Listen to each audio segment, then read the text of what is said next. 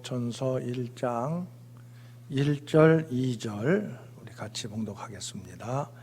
예수 그리스도의 사도 베드로는 본도, 갈라디아, 갑바도기아, 아시아와 비두니아에 흩어진 나그네 곧 하나님 아버지의 미리 하심을 따라 성령이 거룩하게 하심으로 순종함과 예수 그리스도의 피뿌림을 얻기 위하여 택하심을 받은 자들에게 편지하노니 은혜와 평강이 너희에게 더욱 많을지어다. 아멘.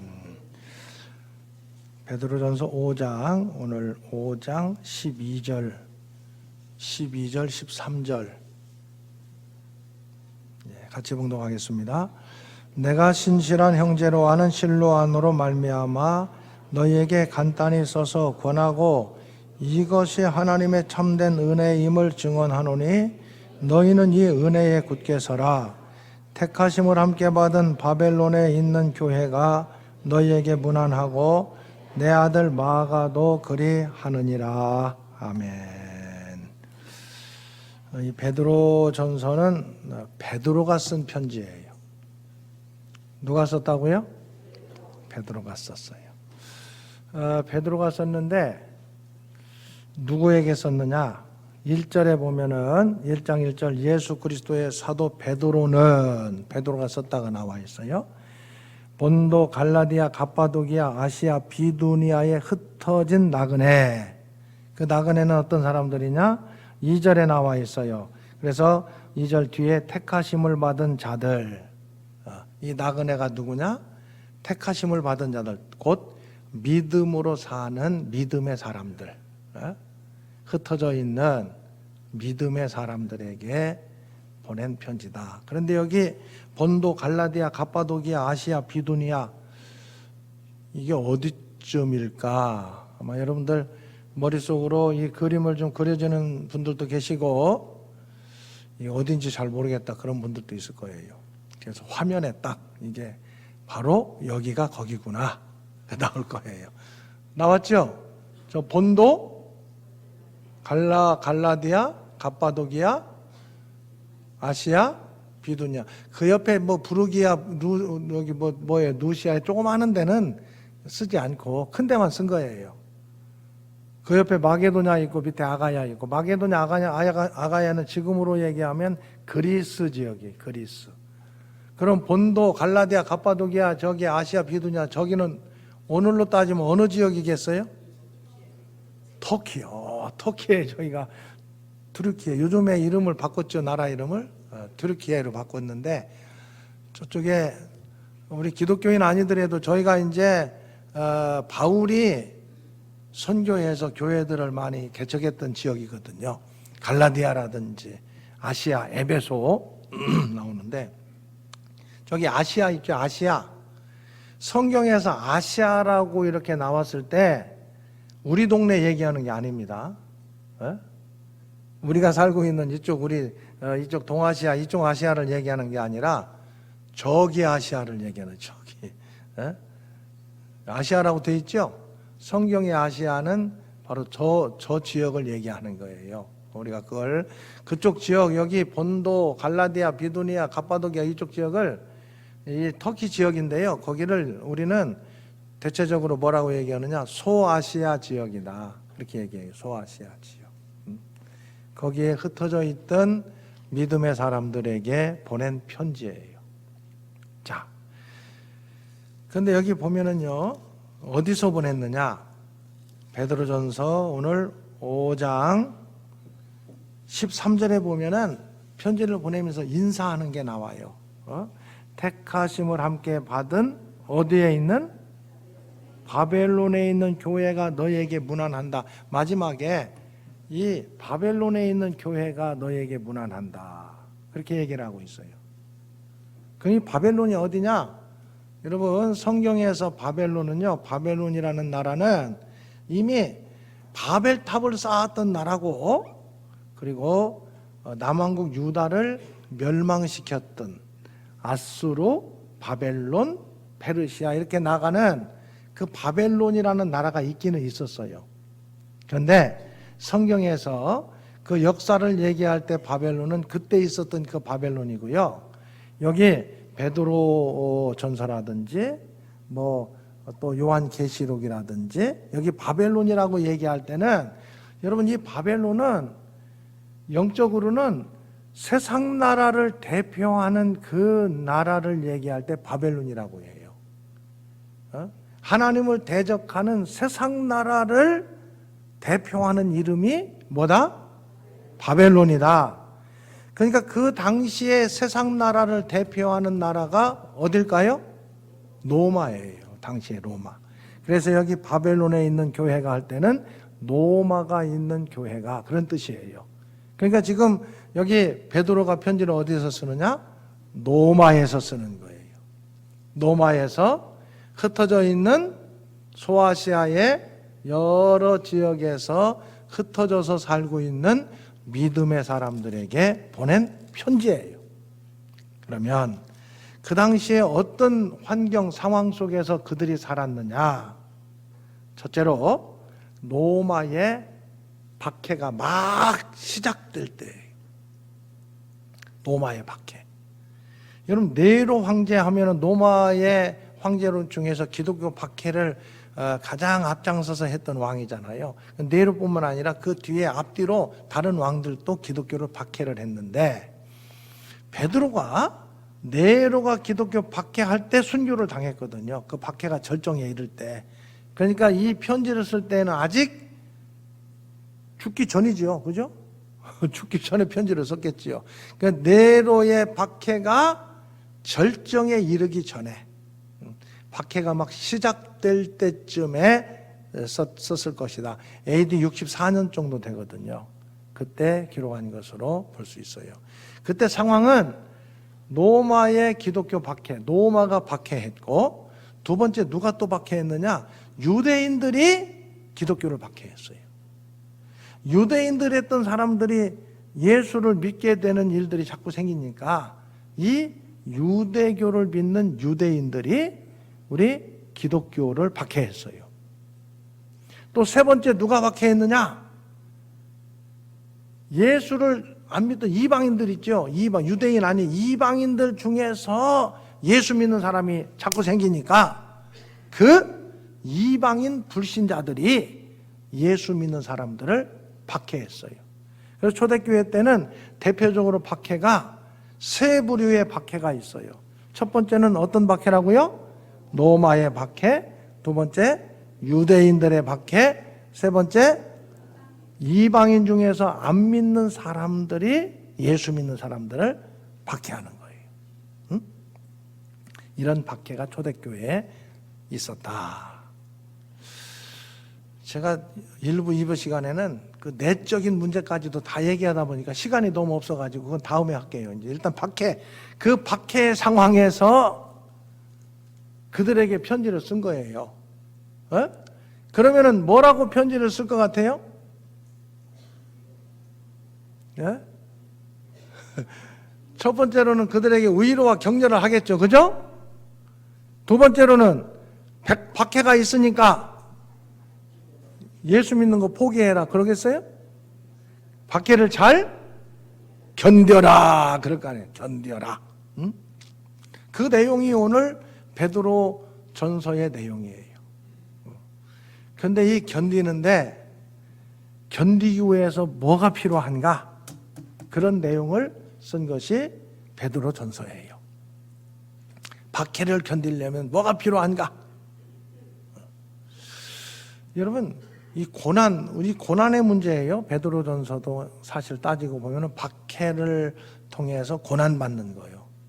그런데 여러분 살다 보면 고난당하는 일 있어요, 없어요? 대답 크게 하시는데요. 많이 있는 모양인데요. 그런데 한번 여러분들이 시간이 있을 때 한번 내가 무슨 고난을 당하는가 한번 써볼 필요가 있어요. 자꾸 우리는 뭔가를 좀 정리를 하는 게 필요해요. 정리를 해야 돼. 내가 지금 당하는 어려움이 고난이잖아요.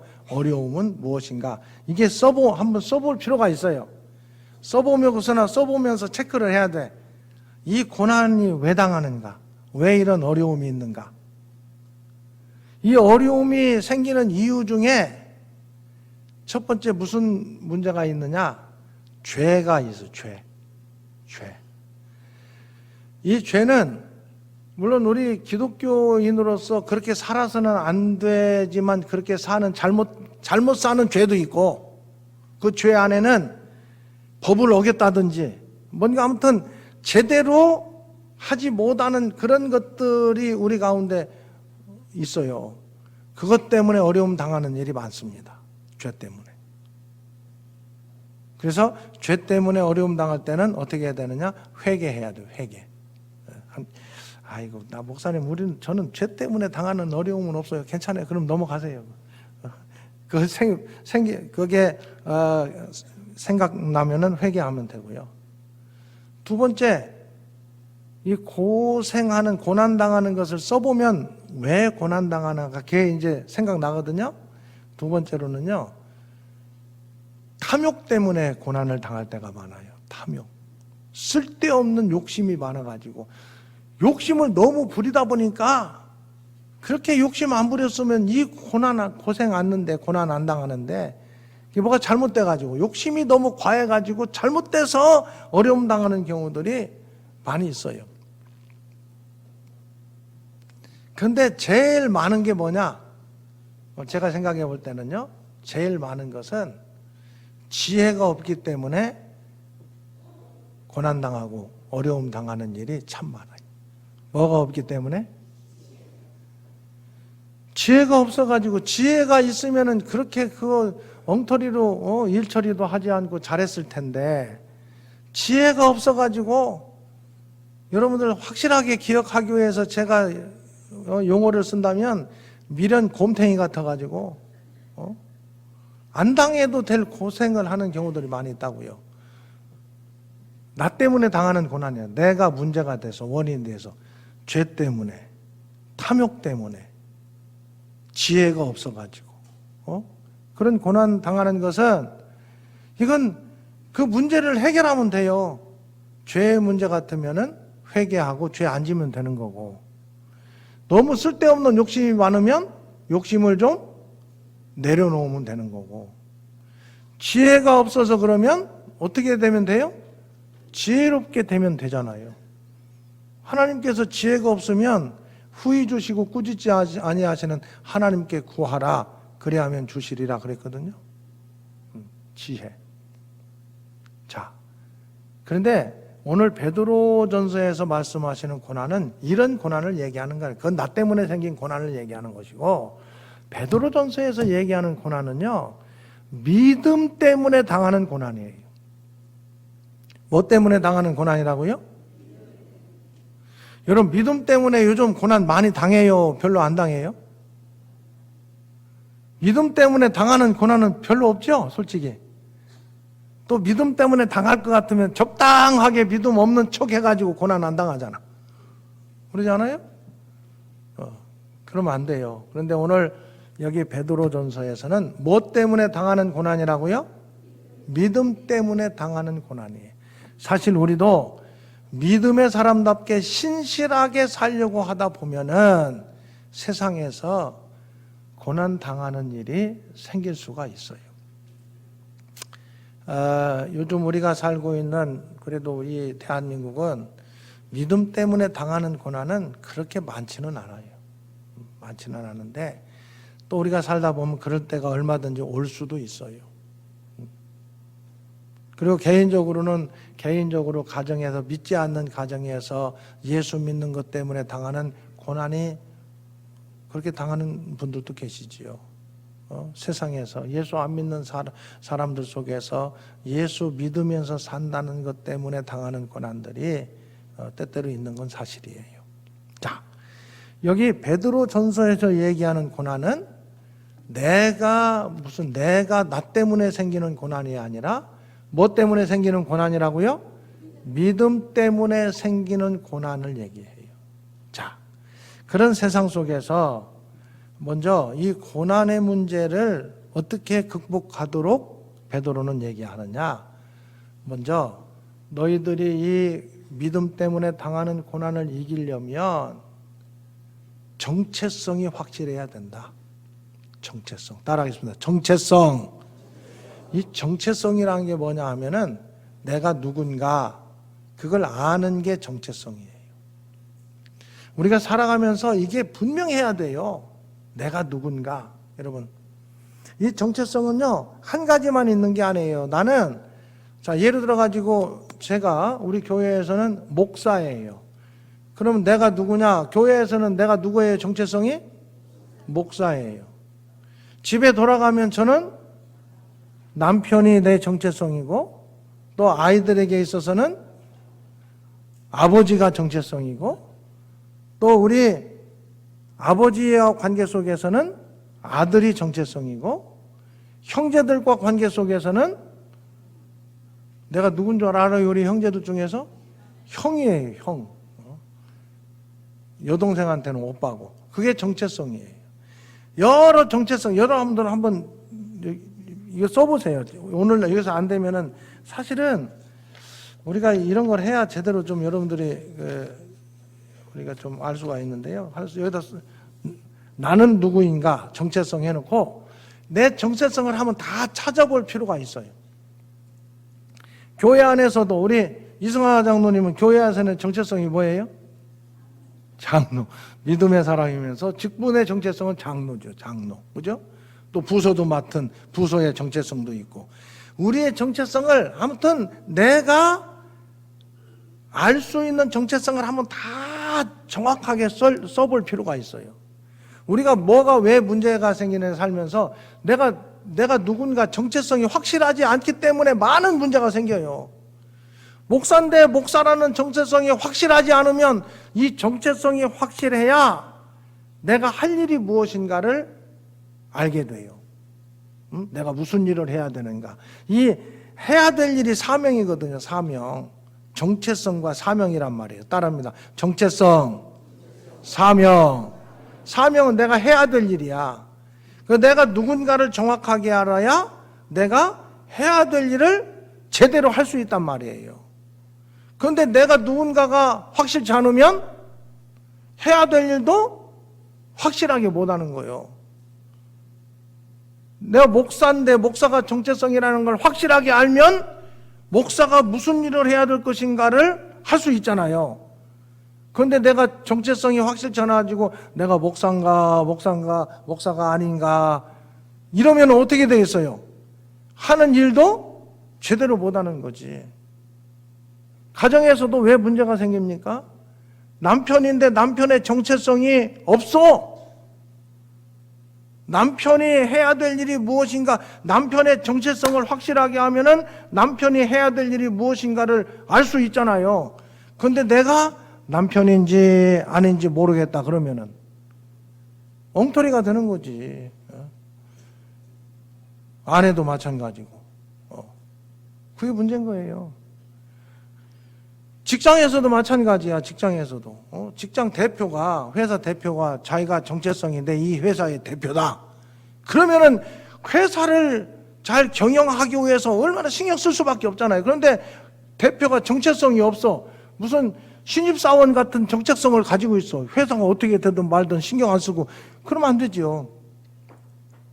그래서 정체성이 분명해야 된다. 일상적인 삶 속에서도 마찬가지예요. 이번 여러분들 예배 마치고 돌아가서 내가 정체성, 내가 가져야 될 정체성이 무엇인가 한번 쭉 정리해보고 내가 해야 될 일이 무엇인가만 정확하게 파악할 수 있어도 그 사람의 삶은 훨씬 더 바르게 살 수 있는 사람이 될 수 있어요. 정체성과 사명 굉장히 중요합니다. 여러분, 학생 왜 공부 안 해요? 정체성이 희미하니까 않는 거예요. 내가 학생이다. 그 학생이 할 일이 뭐요? 학생이잖아. 학생. 배우기 위해서 사는 게 학생이잖아. 그럼 공부해야지. 학생. 교사. 정체성이 확실해야 제대로 가르칠 거 아니에요. 자, 정체성과 사명. 내가 누군가, 내가 해야 될 일이 무엇인가. 자, 이 고난당할 때도 마찬가지예요. 너희들이 누구냐. 오늘 성경에 보면은 너희들은 누구라고 얘기하느냐? 거듭난 사람이다. 먼저 주부에 다 나와 있지만 베드로전서 1장 1장 보십시다. 1장 3절에 보면은요, 1장 3절 같이 봉독합니다. 우리 주 예수 그리스도의 아버지 하나님을 찬송하리로다. 그의 많으신 공율대로 예수 그리스도를 죽은 자 가운데서 부활하게 하심으로 말미암아 우리를 거듭나게 하사 산 소망 있게 하시며, 우리가 누구래요? 거듭난 사람이고 산 소망이 있는 사람이다. 그 정체성이라는 거예요. 두 번째, 누구를 얘기하느냐? 1장 9절 보세요. 1장 9절. 믿음의 결국 곧 영혼의 구원을 받음이라. 앞뒤 다 자르고 읽었지만 영혼의 구원을 받은 사람이다. 그래서 거듭나고 구원받은 사람이다. 아멘. 거듭나고 구원받았으면 믿음 때문에 당하는 고난 넉넉히 이길 수 있다. 그렇게 얘기하는 거예요. 2장 9절 봅시다. 그렇기 때문에 누구냐? 2장 9절 같이 묵상합니다. 그러나 너희는 택하신 족속이요 왕같은 제사장들이요 거룩한 나라요 그의 소유가 된 백성이니. 구원받은 하나님의 백성이라는 거예요. 이 정체성.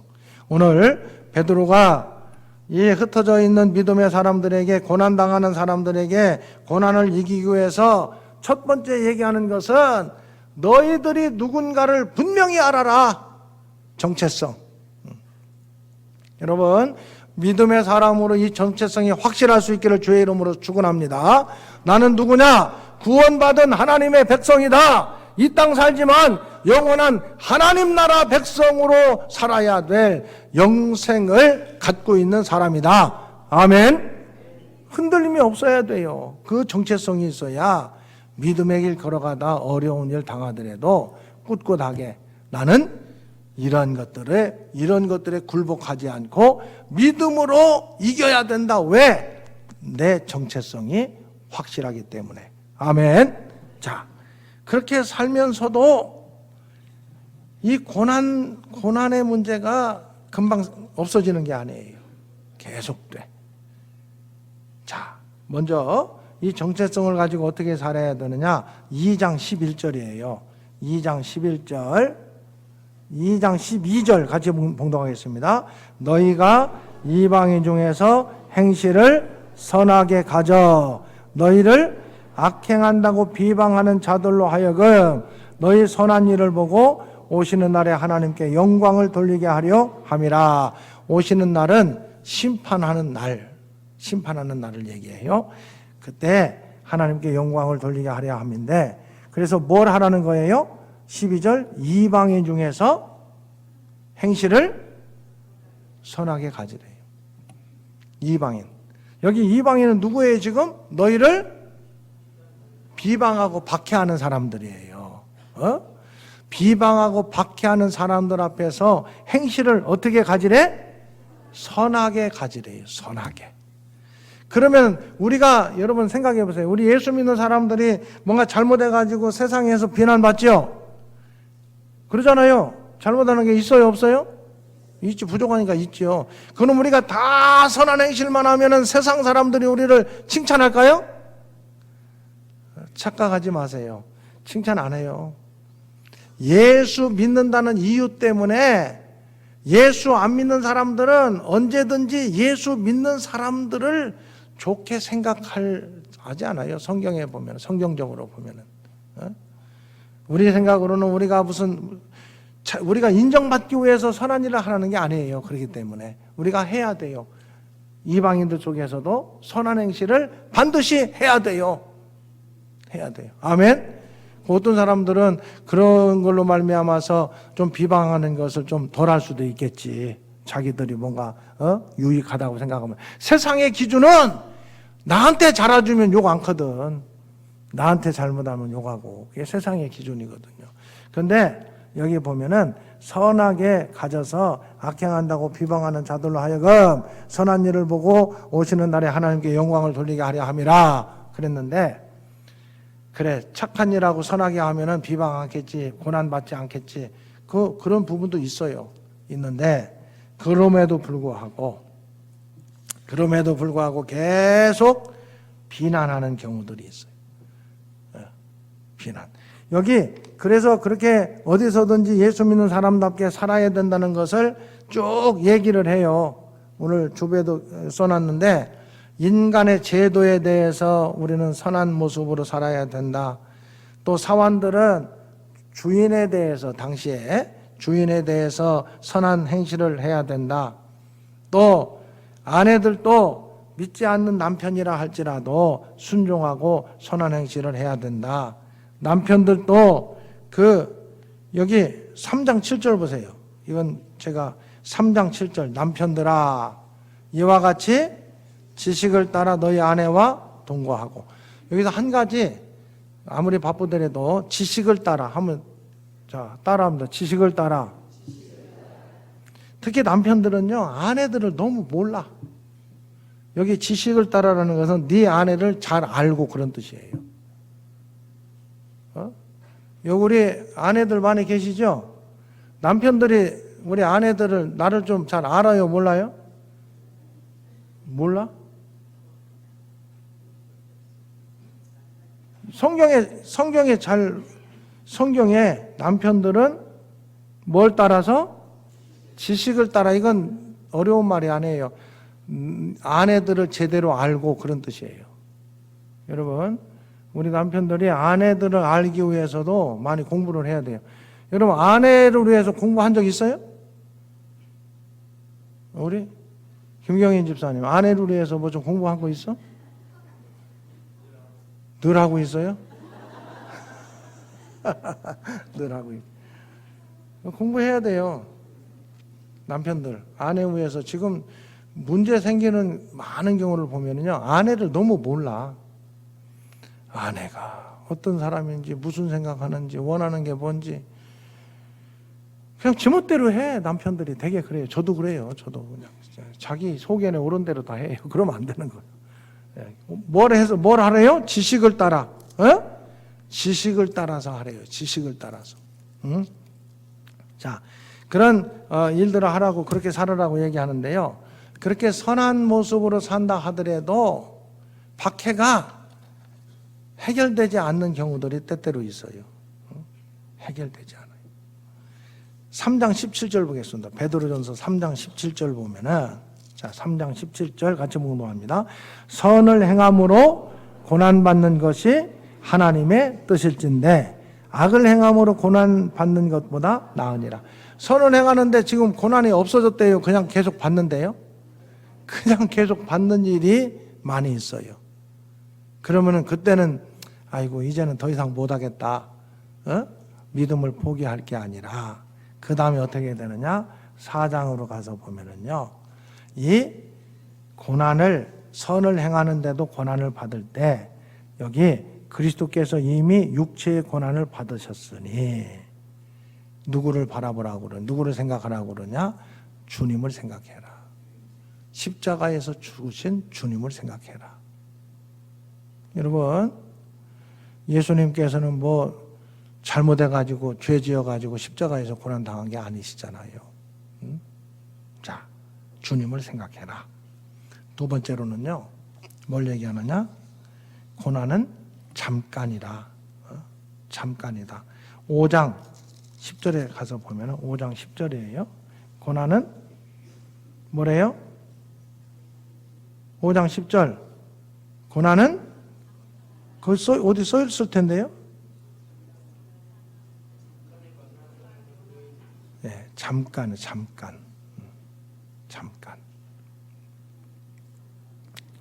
그 다음에 세 번째로 할 일은 뭐냐? 정신을 차리고 기도하라는 거예요. 왜? 우리 힘만 가지고는 이 고난의 문제를 감당할 수 없으니까 4장 7절에 보면은요. 4장 7절 봉독합니다. 만물의 마지막이 가까이 왔으니 그러므로 너희는 정신을 차리고 근신하여 기도하라. 기도하면서 또 한 가지는 고난은 내 힘 가지고는 나 혼자는 감당할 수 없어요. 그래서 어떻게 함께 서로 뜨겁게 사랑해라. 8절 무엇보다도 뜨겁게 서로 사랑할지니 사랑은 허다한 죄를 덮느니라. 그래서 기도하고 서로 사랑하면서 믿음의 공동체를 가지고 고난의 문제를 이겨라. 그렇게 말씀하고 있어요. 그러면서 반드시 하나님께서 승리하게 하신다. 연단을 통해서 승리하게 하신다. 그렇게 말씀하고 있어요. 베드로전서 4장 12절 13절 공동하겠습니다. 사랑하는 자들아 너희를 연단하려고 오는 불시험을 이상한 일 당하는 것 같이 이상히 여기지 말라. 오히려 너희가 그리스도의 고난에 참여하는 것으로 즐거워하라. 이는 그의 영광을 나타나실 때에 너희로 즐거워하고 기뻐하게 하려 함이라. 반드시 승리한다는 거예요. 고난은 오히려 믿음을 더 굳건하게 세우고 끝내 승리하게 한다. 아멘. 그게 고난을 당하는 흩어져 있는 믿음의 사람들에게 보낸 바울의 편지예요. 고난 당할 때, 우리 고난의 문제를 생각할 때 나 때문에 당하는 고난은 고난 당하지 않도록 회개할 건 회개하고, 욕심이 너무 많은 것은 좀 욕심도 내려놓고, 그리고 지혜가 없을 때는 지혜를 구할 수 있어야 돼요. 믿음으로 당하는 고난은 아이고 믿음으로 이렇게 열심히 살아도 고난 당하는데 믿음을 포기하면 절대 안 돼요. 안 되고, 오늘 성경은 뭐라고 그러느냐, 오히려 악행하는 이방인들 속에서도 끊임없이 선한 모습을 가져라. 아멘. 고난당할 때 아이고 저것들 꼴보기 싫어 그러고서나 대적하는 게 아니라 선한 행실을 가지라는 거예요. 그래도 계속해서 고난을 당하게 될 때에 주님 바라보라. 그리고 기도해라. 서로 격려하고 사랑으로 그 고난의 문제를 이겨라. 그러나 고난은 잠깐이고 반드시 하나님께서 승리하게 하신다. 아멘. 이 믿음을 가지고 내가 누구냐, 이 정체성을 가지고 내가 할 일을 끝까지 감당하면서 믿음으로 승리하는 대천중앙교회 모든 하나님의 권속들 될 수 있기를 주의 이름으로 축원합니다. 주 예수 그리스도의 은혜와 아버지 하나님의 크신 사랑하심과 성령님의 교통하심이 믿음의 삶을 살다 때로 당하는 고난의 문제 앞에서 끝까지 선한 행실을 나타내며, 그래도 고난이 계속될 때에는 주님 십자가 바라보며 기도하고 사랑으로 하나 되는 모습 가지고, 고난은 잠깐이지만 하나님께서는 반드시 승리하게 하실 줄로 믿습니다. 나는 그 승리를 바라보는 믿음의 사람입니다. 믿음의 사람답게 꿋꿋하게 이 모든 것들을 넉넉하게 이길 수 있습니다. 이 믿음을 가지고 승리하는 삶을 살기 원하는 주의 권속들 가운데 영원히 함께 하시기를 축원하옵나이다. 아멘.